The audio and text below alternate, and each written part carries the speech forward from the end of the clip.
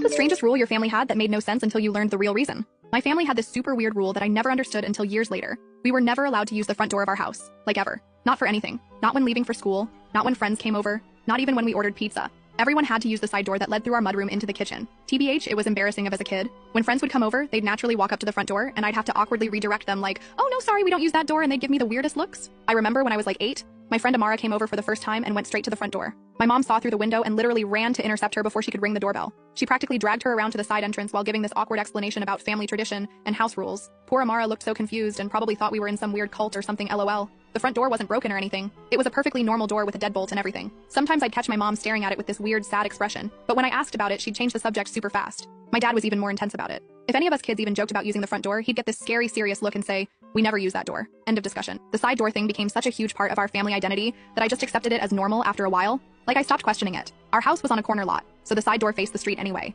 and we had this cute little stone path leading to it with solar lights and everything. My parents put a lot of effort into making the side entrance look welcoming, but I still couldn't help wondering about the front door. It was this big mystery in my life. When I turned 16, I had this huge party planned, and I was so stressed about explaining the door thing to all my new high school friends. I finally broke down and begged my parents to just tell me why, so I could have a better explanation than, "It's just our family rule." They looked at each other for a long time, having one of those silent parent conversations, but they still refused to explain. My brother Joshua thought it was because someone had died there. My sister Brianna was convinced our house used to be a drug den, and there were secret police cameras watching the front door. We came up with all these wild theories, but none of them seemed to fit. The real breaking point came when I was 18. My uncle Rylan came to visit with his new wife who none of us had met before. No one told her about the door rule. She arrived while we were all in the backyard having a BBQ and used the front door. The instant the doorbell rang, my mom dropped an entire plate of food and my dad knocked over the grill trying to get to the door. It was absolute chaos. By the time they reached the front door, my uncle's wife was already inside, looking completely bewildered at the mess in the backyard she could see through the window. My mom burst into tears and ran to her bedroom. My dad just stood there frozen, staring at the open front door like he was seeing a ghost. My uncle looked so confused and kept asking what was happening, but my dad just quietly closed the door and took everyone back outside.